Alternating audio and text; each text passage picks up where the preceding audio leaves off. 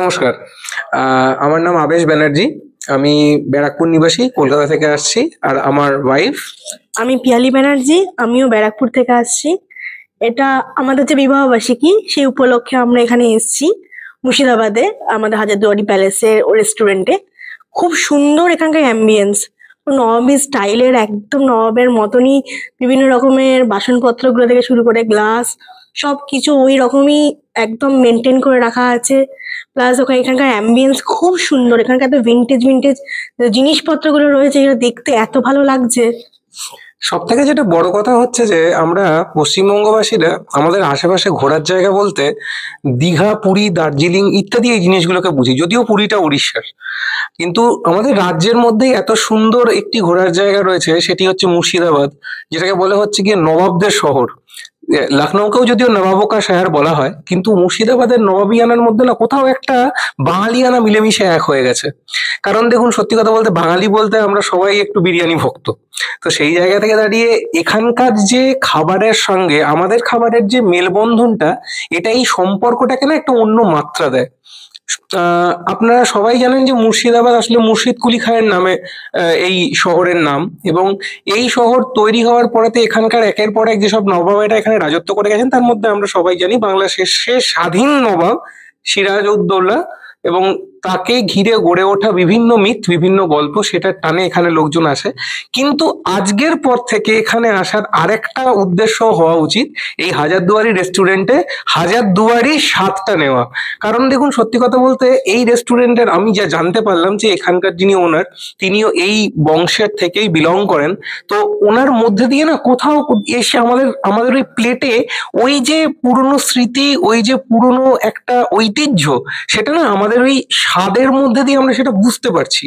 সত্যি কথা বলতে কলকাতা থাকাকালীন ওখানকার বিভিন্ন ধরনের সেটা আমরা তিন তারা থেকে শুরু করে 5 তারা বিভিন্ন হোটেলে বিভিন্ন জায়গায় খেয়েছি। আমি নিজে 2018 সাল থেকে ফুড ব্লগিং করতাম।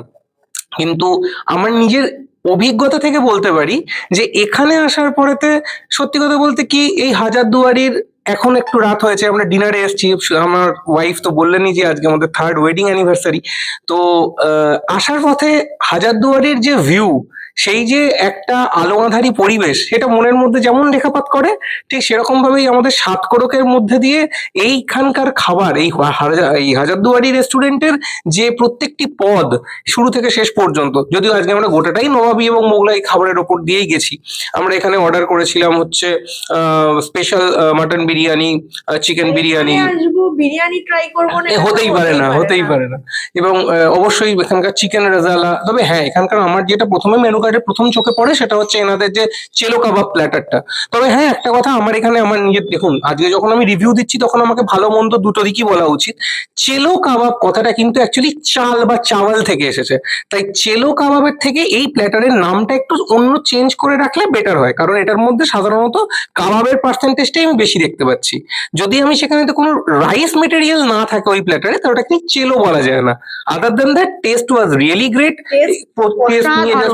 অসাধারণ, এত লাইট ওয়েট বিরিয়ানি, এত ফ্লেভারফুল, এত খুব সুন্দর রেজালার টেস্ট, তার প্রত্যেকটা মিক্সচার এবং তাদের প্রেজেন্টেশন তো নিয়ে কোনো কথাই হবে না। প্রেজেন্টেশন কোনো কথা হবে না, স্টাফেদের বিহেভিয়ার নিয়ে কোনো কথা হবে না। ভীষণ কোঅপারেটিভ, ভীষণ কোঅপারেটিভ, ভীষণ। আর সব থেকে যেটা বড় কথা হচ্ছে, যে কথাটা বলছিলাম, যে তার সঙ্গে সঙ্গে আমাদের যে সম্পূর্ণ যে অভিজ্ঞতাটা, দেখুন বিয়ের দিনটা যখন এক একবার করে ফিরে আসে প্রত্যেক বছর, আমরা অন্যান্য আমাদের শুভ দিনগুলোর মতো এটাকেও বেশ উদযাপন করতে চাই, খুব ভালো স্মৃতি তৈরি করতে চাই। মুর্শিদাবাদের শহরে এসে এখানকার যে প্রাচীনত্বের সঙ্গে নবীনত্বের মেলবন্ধনে আমাদের যেমন সুন্দর সুন্দর ঘোরার স্মৃতি তৈরি হয়েছে, ঠিক সেরকম ভাবেই এখানকার যে খাবার, সেই খাবারের স্বাদ আমাদের মনের মধ্যে একটা রেখাপাত করে গেছে, যেটা আজীবন আমার মনের মধ্যে থাকবে। এবং অবশ্যই এখানে আবারও বলবো, ঘুরতে আসার প্রধান দুটো কারণ এখন থেকে, এক ওই হাজারদুয়ারি, আর এক এই হাজারদুয়ারি। নমস্কার। একবার টেস্টটা করাটা অবশ্যই দরকার। আর আমি ওনাদের মুখ থেকে শুনলাম যে ওনাদের কলকাতাতে দুটো ব্রাঞ্চ রয়েছে, আমরা কলকাতাতেই থাকি, তো আমরা একবার ট্রাই করব ওখানে গিয়েও যে কতটা ভালো কি রকম। আমরা শুনলাম যে নাকি আমাদের কলকাতা এয়ারপোর্টের কাছে ওটা প্রথম, ওটা ওনাদের। তো আমরা অবশ্যই একবার দুজনে গিয়ে একবার খাবো, তো দেখা যাক ওখানে কেমন হয়। আশা করি তো খুব ভালো হবে, এখানে যদি এত ভালো হয় তো ওখানে প্রথম ব্রাঞ্চ আরোই ভালো হওয়া উচিত। তো থ্যাংক ইউ।